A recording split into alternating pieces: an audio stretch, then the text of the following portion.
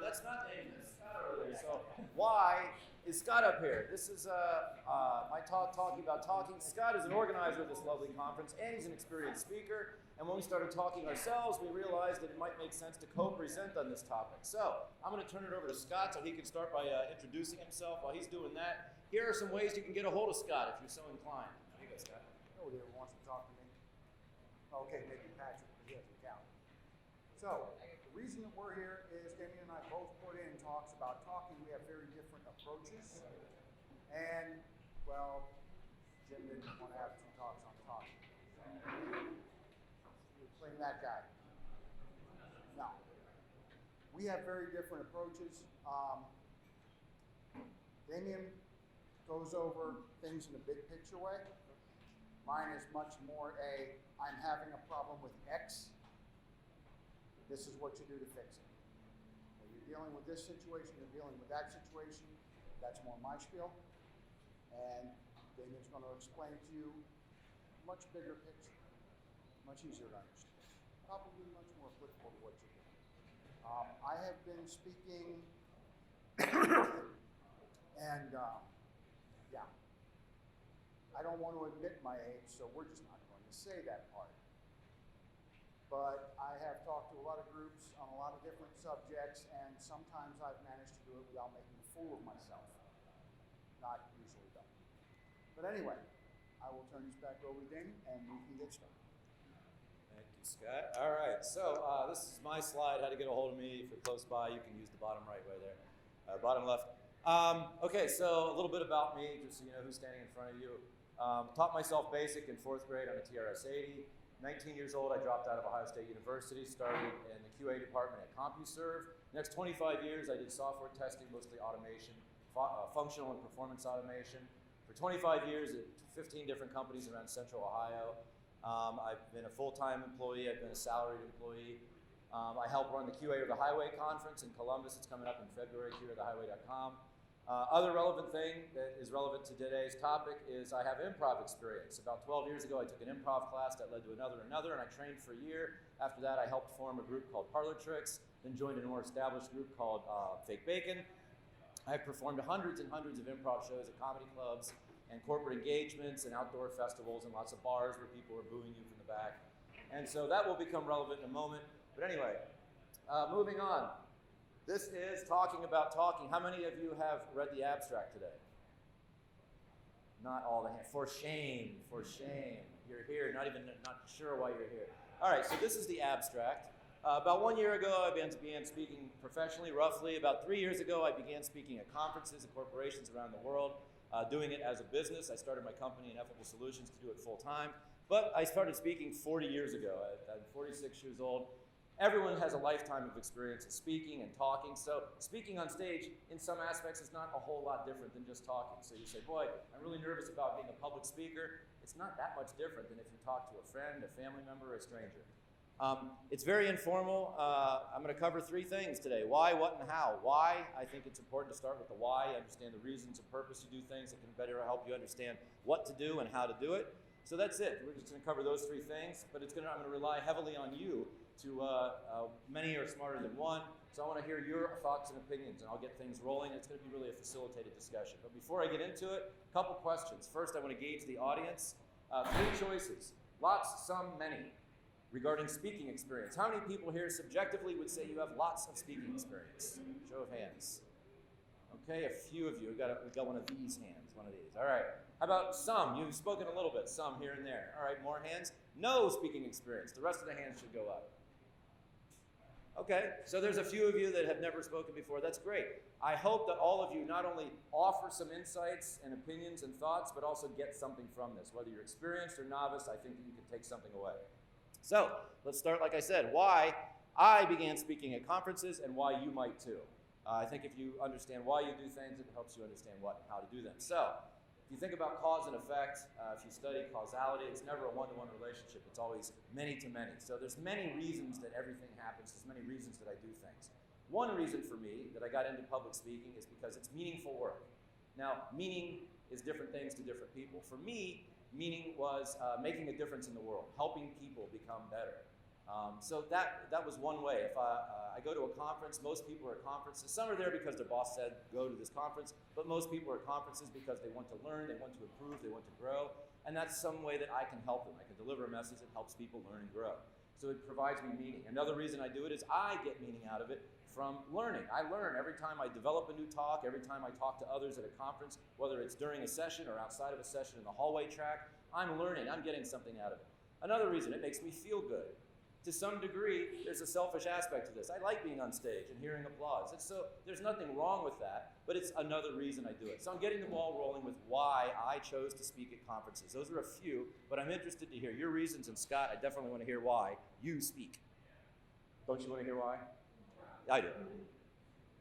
All right, why I speak? Well, it really comes down to one thing, and a friend of mine who has tons of speaking experience once had this conversation with me, and he looked at me and said, you speak because of ego. And he didn't mean that in a bad way. He really did.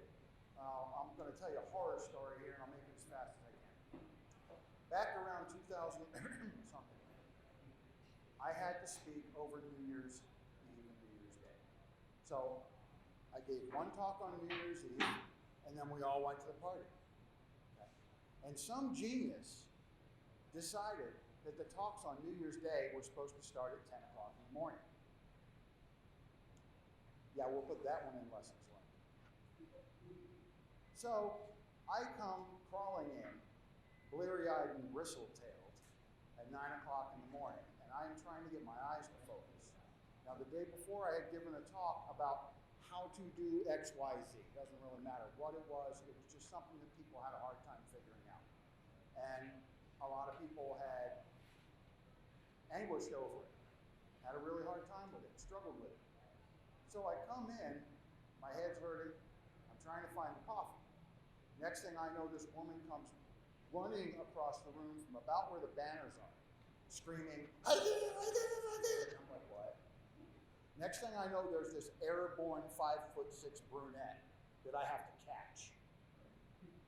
Okay, and she's all excited and bouncing around like crazy, saying, I did it, I did it, I did what you said, and it worked, it worked, it worked. Great, wonderful. Oh my God, my head hurts. So she goes off bouncing around like a puppy. And I'm just standing there looking, and I'm like, I did that. Yeah, I did that. Cool. That's ego.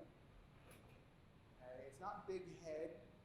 It's you're looking at somebody else who is thrilled, is happy, is succeeding, and you know you gave them that nudge. Okay? That's what's really in it for me. And another interesting thing is why I speak, why I first started speaking, honestly, because somebody else canceled and I was the only sucker who didn't say no. Really, if you're early and you come in, sooner or later there's going to be a situation where the speaker was sick, where they got in a car wreck, where their dog died, okay, whatever, and they're going to need someone at the last minute. That is often how someone gets their break. And that's a true thing. You have to stand up there and wing it with no preparation. And one of the great things about that, though, if you're ever in that situation, the audiences are extremely understanding. If they know you're a last-second fill-in, you can get away with anything. It's really awesome. All right, so as promised, I need your help. Maybe you're a person that raised their hand and said, I have a lot of experience, subjectively a lot of experience speaking. And maybe thinking back, you realize, oh, this is why I originally got into it. Or maybe you're somebody that raised a hand and said, I have never spoken before, but I'm considering it. I'm interested to hear from you. Experienced speaker, why do you do it? Why do you speak? An inexperienced person that has never spoken before, why might you be thinking about speaking? Anyone? Yes, sir. What's your name? Hi, Greg. Why do you speak? The challenge. Go into that a little bit more.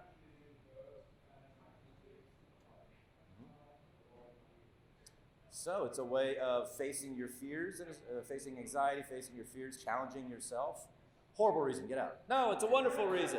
That's great. I really like that. I've heard that answer before. Some people do it to overcome some adversity in their own life or whatever. That's awesome. And has it helped you? Yeah? Cool. How long have you been speaking?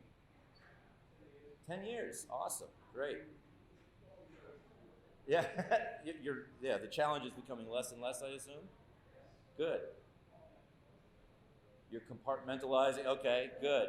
Any other reasons? It doesn't have to be one reason that you do any one thing. Mm-hmm. Okay, it doesn't hurt your career. People, it's visibility. Yeah. Sure. Anyone else? Yes. What's your name? Hi, Esgy.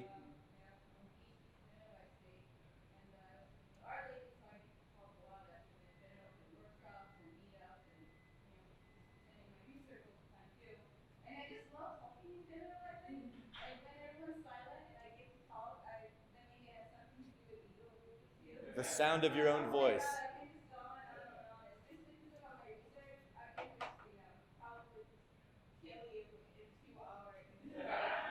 So the love of talking itself, that's one reason you do it. Awesome, okay. And I would say that you get to share some of your knowledge and experience with others and they benefit from it. Sorry, it's not all about you. No, that's wonderful. And if you love talking, love what you do, that's a great reason to do something. Great. I saw some other hands. Yes, what's your name? Hi, Martha Lindemann. What's your reason? Why do you speak?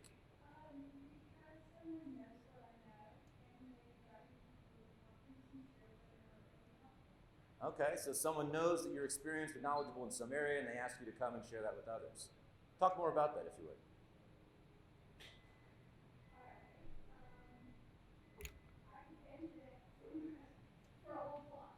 Yes, yes. Credibility in what sense?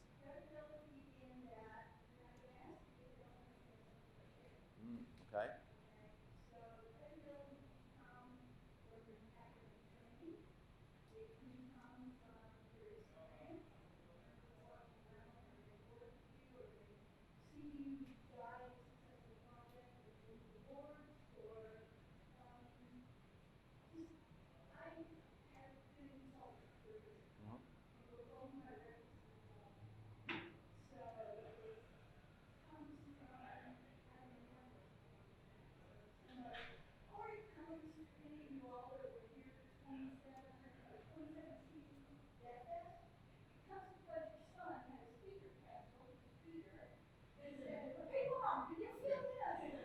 But that's your reason. Someone cancels and you're stuck, right? Yeah. Okay. Yeah, it definitely varies. Okay, some wonderful reasons here. Thank you.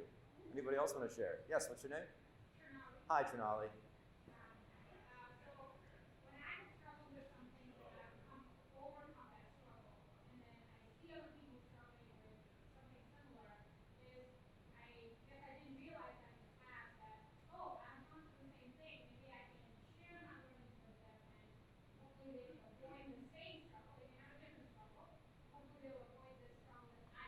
So you're helping others learn and avoid the pain through your lessons learned, I guess, right? So Greg, you mentioned earlier that you're overcoming your own challenges. As you speak, do you find that sometimes you're sharing those, others share the same challenges and you're helping them past it too?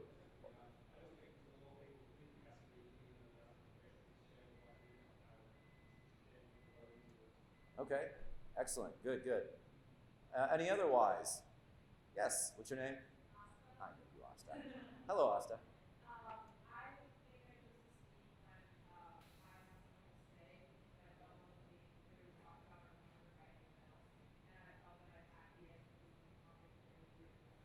Mhm.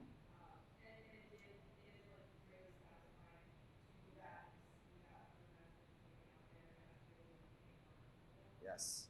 So you had something to say, something you thought was important, and you wanted to share it with others. So you got something on your mind. You want to get it out there. Great. And I would also suggest you said that, and you weren't sure that anybody else was sharing that particular message. I'd suggest even if they are, even if other people are sharing that message, that's not a reason to say, well, then maybe I shouldn't speak. Even if people are sharing a similar message, it's not your message because you're you and everyone's different. And your perspective and experience and all the things that make you you make your message slightly different. Other reasons? Scott, you want to build on any of this? Actually, it's more of a little segue, if you don't mind. We're talking about getting into speaking, which is something people newer. So, on the topic of people being newer, How many of you have to deal with at least some stage fright? Getting in front of a lot of people, being nervous. Okay, yeah, in a room full of introverts, gee, I'm really shocked by this one. Now, this is really cool. Here's the trick. It is not a one-to-many relationship. There are not a lot of people out there. This is a one-to-one conversation. You have one-to-one conversations all the time. Okay? You talk to one other person, back and forth. There is one you, there is one audience. This is a one-to-one conversation. Now, here's a really cool thing. Let's say you're having a one-to-one conversation with your coworker. How much easier is that conversation if you get to duct tape their mouth shut before you start? Okay? They're not allowed to talk. This is really easy now, right? Well, guess what? The audience isn't allowed to talk unless you like it. It's like I ran out there and duct taped all your mouth shut. And now I get to do all the talking and no one's going to argue with me. How cool is that? Okay? How easy is that? Don't worry about stage fright. You've got all the advantages. It's not a problem. It's a one-to-one conversation. They can't talk. They're not going to argue with you. You're not at home with your spouse or your partner. Another interesting thing, too, is something we probably won't get back around to, but getting into speaking, we were talking, and it really is true, about being there when someone else cancels. Well, another thing, if you want to make great impressions on an event promoter, there's a whole list of things you can do, but one of the most important ones is to show up about 45 minutes before the event starts. Help out with setup, okay? Be the one who can run and grab an extension cord when they come up a couple short. Okay? Be that person who is there to help out when they need to be unboxing things and they're running late. Be the person who's standing there, okay, when a speaker who was at the dinner the night before calls in and says, "Oh, I'm ill." Now, if you step up and fill in for that talk, you just saved their bacon. Guess who's going to get called back next year? If you were there to help out, guess who's going to get called back next year? Okay? And if you go to 5 conferences, I guarantee you at least one time, a speaker who was at the dinner the night before at the bar is going to call in alcohol ill the next morning and not be able to make it there for their talk. And you're there to save the day. And that's what gets you invited back, and that's what gets you a reputation, and that's what gets the ball rolling. So I love the reasons I've heard so far. Overcoming personal challenges and self-growth, and helping others through avoid pain through sharing your life lessons, and love of the game, love of talking itself, and credibility and visibility. And I suggested meaning, whatever that means for you, and money. This is how I make my living. And for some people, money is meaning. And because it makes you feel a certain way. Maybe because you like being on stage, or maybe because you like the feedback and someone comes and says, "You've changed my life, I'm a better person than I was before." That makes me feel good, and there's nothing wrong with that. Wonderful reasons. I encourage you, if you are an experienced speaker, revisit why you speak. If you have never spoken or you've spoken a little bit, think hard about why you want to do this, because it will help be a compass and a ruler and guide your path and your journey. So, I don't know, we got about a half hour left, and we're just going to spend another 15 minutes on each one of these, talking a little bit about what topics I select and which might work for you. But before we go into this, even if we cover the what and the how, that doesn't mean if you've never spoken before, you're ready to go and apply for a conference because of this little 1 hour here. This is not an instructional talk where you're sufficiently ready if you've never spoken before to go speak at a conference. This is intended to be partially inspirational, motivational, get you thinking deeply about what you do and how you do it and why you do it, so that you can take the next step, which is not, again, applying for a conference, it's taking that next step for whatever it is for you. Okay, what topics I select and why it might work for you. Speak to what you know is age-old advice. Write to what you know, speak to what you know. I don't know much about knitting, so if I was to give a talk about knitting, it would probably be pretty bad. I'd have to do a lot of research about knitting, and there's probably others that could give a better knitting talk than I. I have a lot of improv experience. I have a lot of testing experience. That's why I mentioned both of those things. So my very first talk was called Improv Your Testing, where I mashed up and used improvisation as a way to teach software testing. It turns out that many of the principles and skills of improvisation are also very useful in life, in play, at work. And the things that improvisers do on stage are also very applicable to how testers approach software. I've also made talks called Improv Your Communication, Improv Your Requirements, Improv Yourself. All these basic principles and skills can help you in many different ways. So I chose that topic because the fundamental ideas that I'm presenting are applicable to a lot of different audiences. So I could go to most any conference and present these improv skills to those people in their context. Even if I don't know much about architecture or plumbing, I could go to an architecture or plumbing conference or organization and present these things. So they're very versatile. That's one reason I chose these topics. Another thing I consider is what's interesting to me. If I'm interested in it, I will have curiosity and passion to dig and research and learn more about it and become an expert, whatever that word means, in that particular topic, very knowledgeable in it. If I'm not very interested in it, then it's going to be very difficult, for me at least, to dig deep and learn more about it. If I really have to drag myself to learn more about this topic, if that's a topic that I'm not interested in, then it's probably not one I want to select to be a topic that I speak about.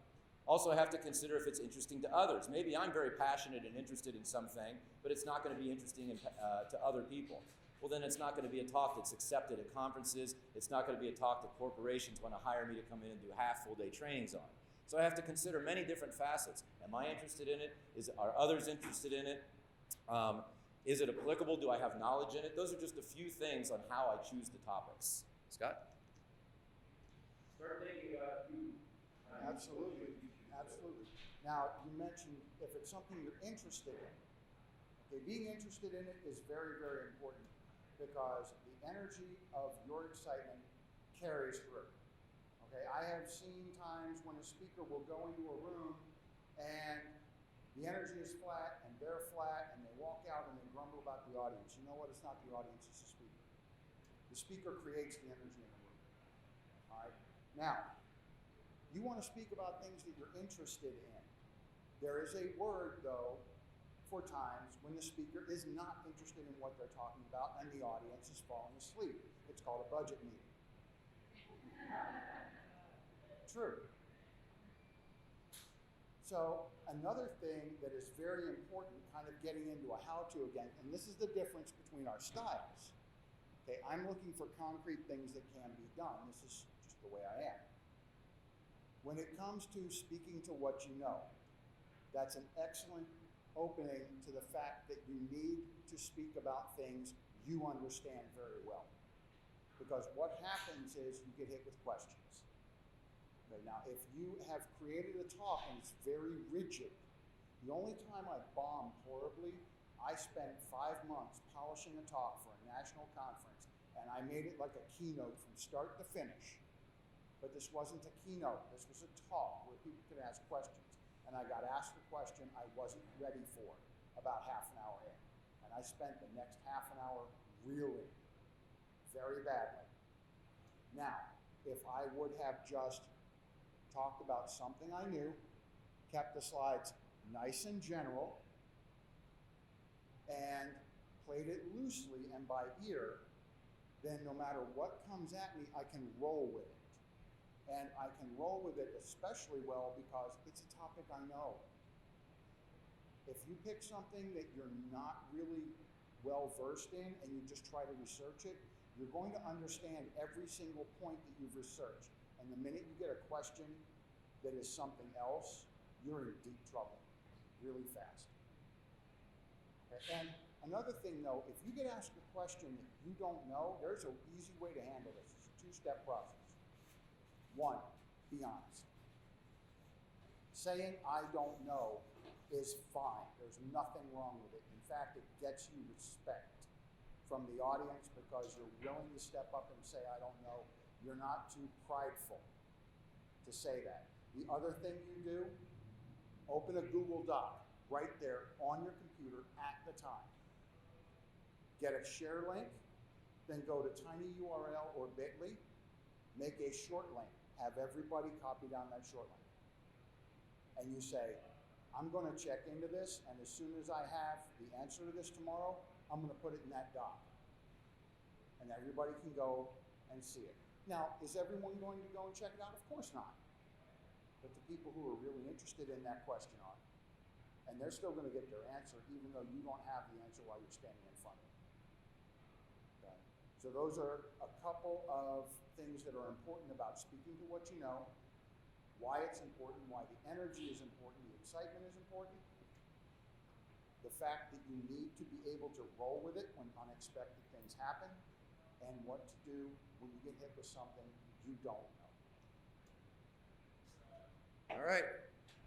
What topics do you speak about? You said you're an experienced speaker. You shared earlier you do it for credibility and visibility. Those are some of the reasons and various other reasons. What topics do you choose? And why do you choose them? Do you mind if I call you out? Okay, because I just did. Okay. PhD in psychology.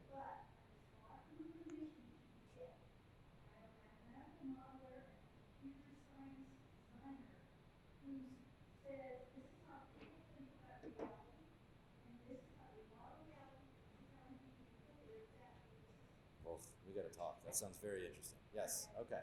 So, but To me. because technology changes, the people, their expectations change, because things not to, then what I watch is that new technology comes in, they repeat the same user interface, user interactive mistakes that happened on all the previous technology. Okay? So in a sense, you're teaching timeless types of things. Precisely. Okay. Yeah. And but in trying to get, and so that's not I'm not sure. Ashta. You want to help people not make the same mistakes. You know, I think you're going to answer that. And so you want to be able to do so. And what you say should be where their time is. Because that's the most precious thing we have. It's time and who they're thinking. Yeah, wonderful answer. Thank you. Others, how do you choose your topics? How do you decide what to speak about? You say, that's the thing I want to talk about and share. Did you have your hand up, Rick? Yes.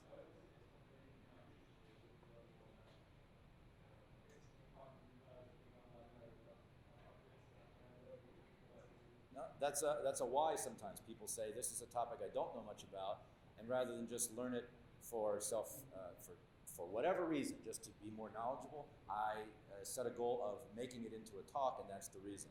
Now, you do have to be careful, as Scott said. You don't want to present your talk too early because you'll only be able to speak about the things that you've researched, so you have to do deep until you're comfortable with it. One way I describe it is talking about what you know.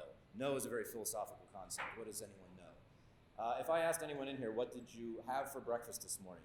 You could probably describe it, and if I asked for more detail, you could give me more detail, and if I asked for more detail, you could give me more detail. There's nothing about your breakfast thing that I could stump you with, because it was your experience, your life. Now, what if instead of asking you about breakfast, I asked you about Flutter? How well do you know your topic as well as you know what you had for breakfast? Could you describe it in deeper detail, deeper detail, deeper detail? If you know your topic and you're teaching it as an authority or an expert as opposed to an experience report, then I would say that you have sufficient knowledge to be a speaker on that topic. And that brings me to another type of topic is experience report. Rather than going up and doing a talk about what I had for breakfast, you might do one about how I set up a tech camp for Nepalese refugee girls in the summer. It was your experience, and that's an experience report. Again, it's not about learning about Flutter or some technology or some process and saying, boy, I'm worried that someone might ask me a question that I'm unprepared for or I didn't study. It's your experience, so it's impossible to get stumped when you're presenting experience reports. So that's another thing that you can choose as a topic. It's something that you experienced, you have something to say, and you want to share it with others. Other ideas? Yes.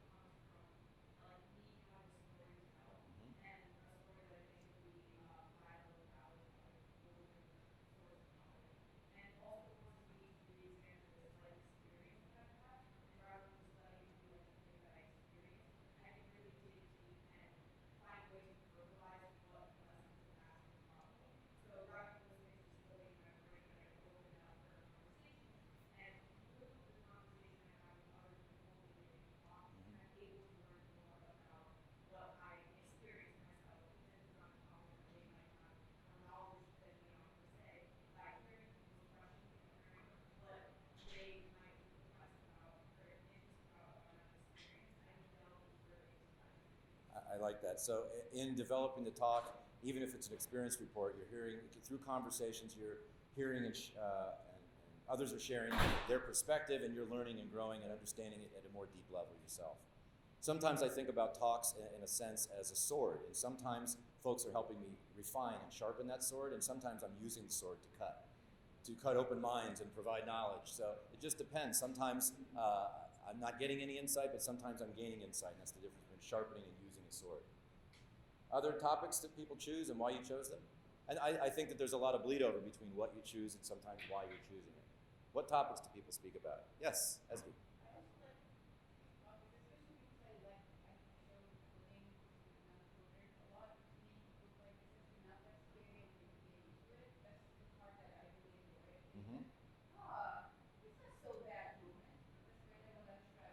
Yes. So making things less scary and less complicated than we usually tend to be does. Yes. So breaking them down in such a way that it's still intriguing, so after the talk they can go and still look into it, and I think that's something the speaker's enthusiasm as well, but also making it simple enough that everyone can take a piece and feel kind of more comfortable exploring the new things that they've heard. That's great. Making people feel more comfortable is a wonderful reason to choose a particular topic. I do that for semantics, which is sometimes a four-letter word. People are scared or don't really understand what semantics is. And in my abstract, I say part of this talk is demystifying the idea of semantics. So it's making it more accessible to folks, presenting it to them in a way that maybe they haven't heard before, and they better understand it so that it's not as scary.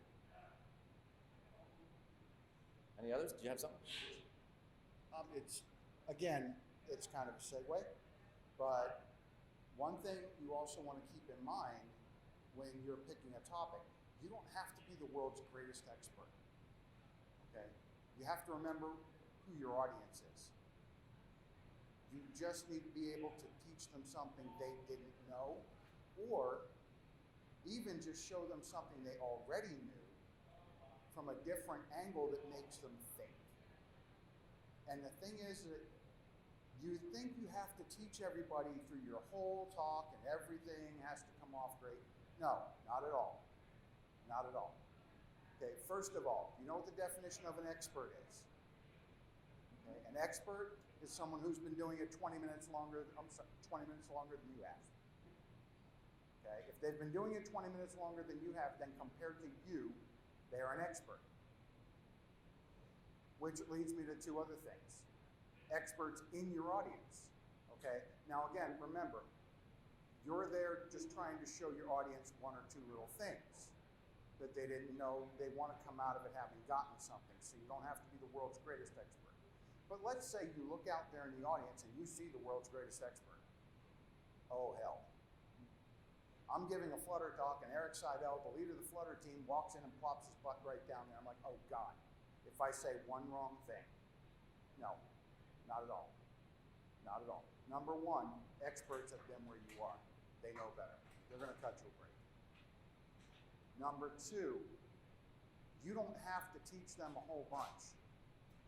One of the things that we say is you take a 101 level class over and over and over again. You take it at least 5 times from 5 different speakers. That's why you see people with 20 years experience sitting in a 101 class. You're not supposed to teach them a whole bunch. They're looking for one thing they didn't know. It's like race cars. You work 100 hours and you get 95% of your performance increase, and then you work 10 years to get that last 5%. Speakers will keep coming in to talk after talk after talk, and if they've been doing it for 10 years, 20 years, they're not looking to learn a whole big new thing from you. They're looking for that one little tidbit, one sentence they didn't already know. Because they've already been to so many talks, they know that they're going to know the vast majority of what you say. They're just looking for that one little viewpoint that they never considered before, or that one little thing. And if you get them that, that's a win for them. They walk out of your talk having gotten exactly what they had hoped to get. And that's the most important thing. When your audience walks out, did they get what they hoped to get? That's a win. That's a successful talk. It doesn't matter if it went the way you thought it was going to go. If they walked out happy, put it in the win column, move on. Thanks. Does anyone else have anything to share about what topics to choose? Perhaps as somebody that hasn't spoken a lot, or perhaps never, and you say, well, I'm kind of debating, thinking about getting into the speaking thing, doing my first internal presentation for my team, or submitting to a conference sometime in the future. I've been banding that idea about. Have you thought about what topics you would like to talk about and why?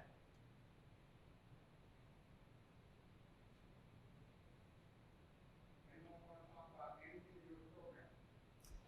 Something that is kind of universal, something that kind of applies to a lot of depending on your topic. I want to take on the topic that applies to a personal situation. You use a topic in a professional situation, a resume, so different settings. So choosing what you speak and marrying it out to a whole different audience. At the same topic that will apply to everyone. So something that can be applicable to many different audiences in many different contexts. Great. And as a reminder, there's no wrong answers. Nobody's going to offer up and raise their hand and say something that's wrong. Every answer is absolutely correct. And if that's what you choose to talk about, that's a wonderful idea. That said, somebody else might say, I choose very niche things because I know that there's going to be a small amount of people, but there might not be other people out there speaking on that very niche topic. So they might purposely select something very niche like that, which is also a valid answer. Thank you for sharing. Time check. What time is it? 4:10. What do we got? 20 minutes left? Cool. All right, so let's move on. All right. How? This right here could be a month of seminars right here. There's many different, talk about there's no wrong answers. There's definitely there's different approaches and tactics to creating a talk, and what works for me might not work for you and vice versa.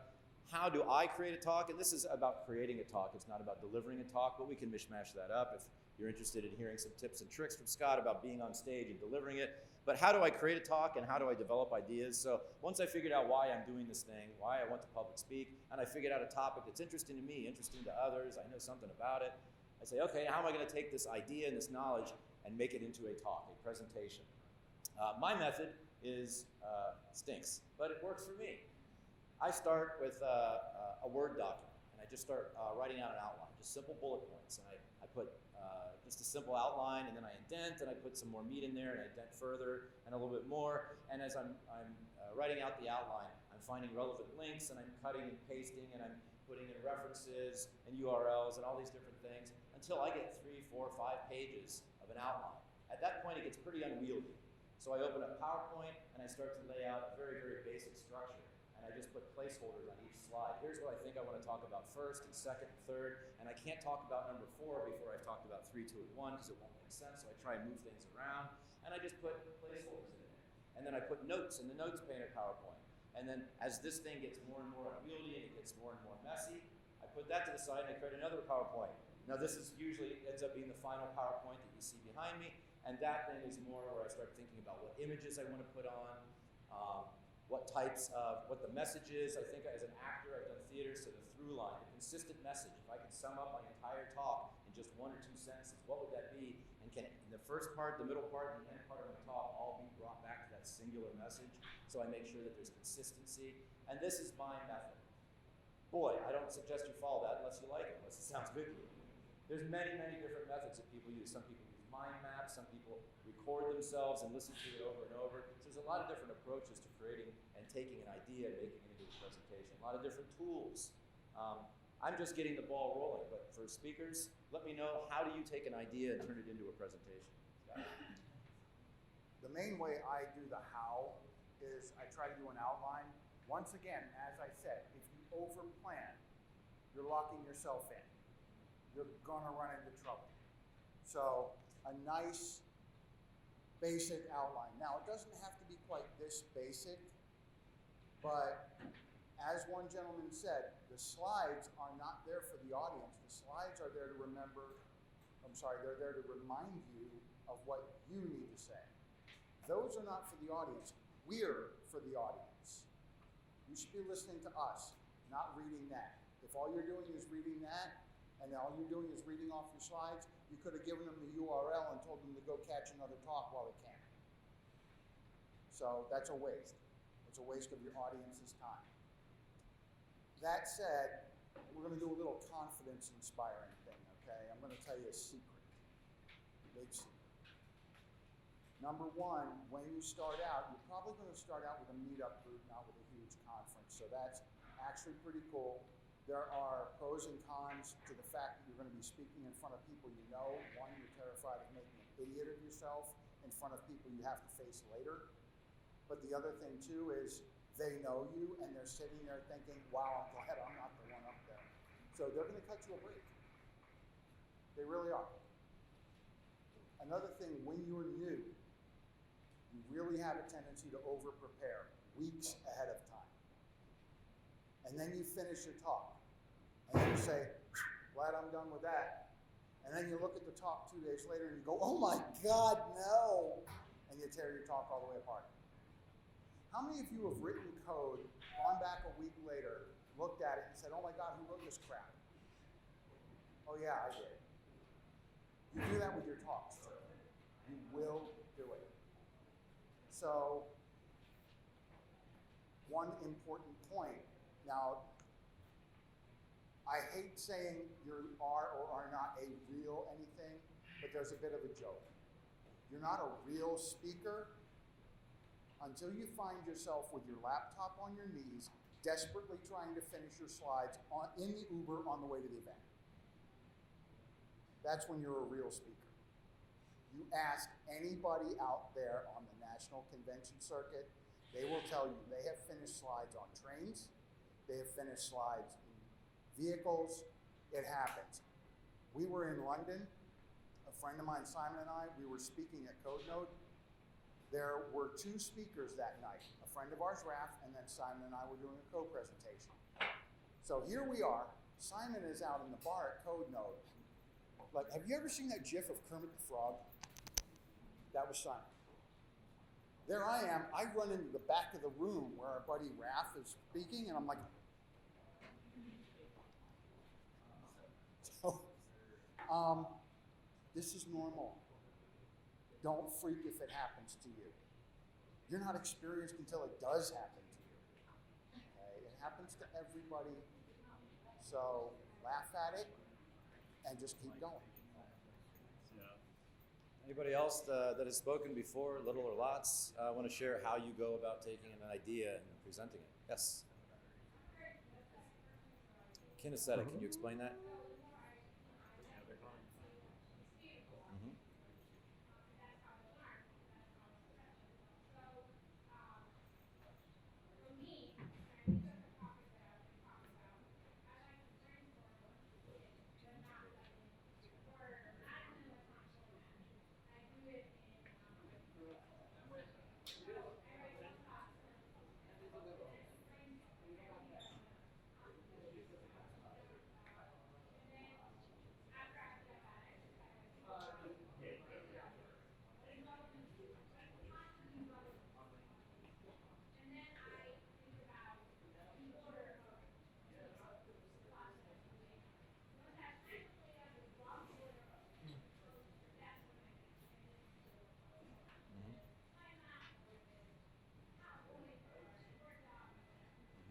Okay.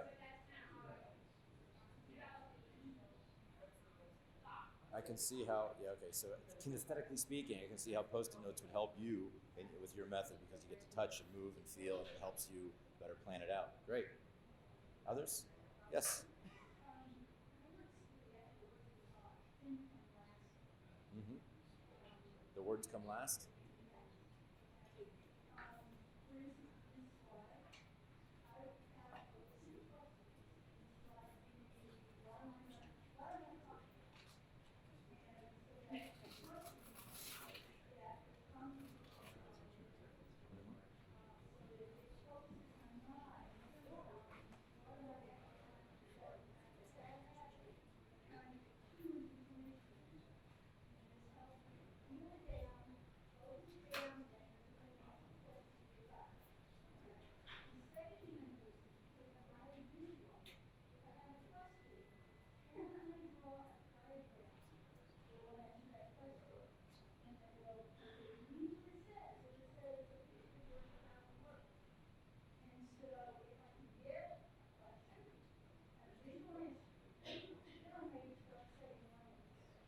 I love that. I'm going to vastly summarize. Did you have something?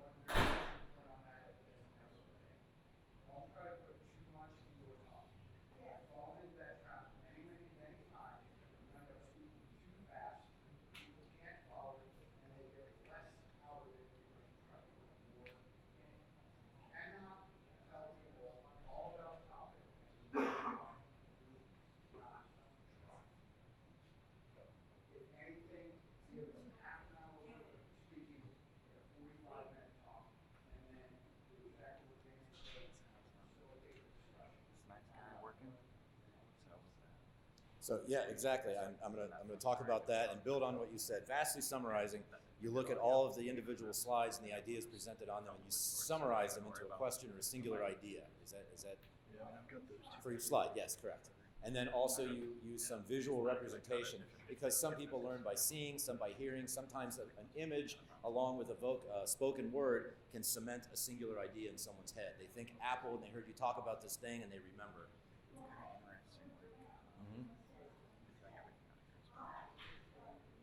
Okay, start with the image and then go backwards. Great.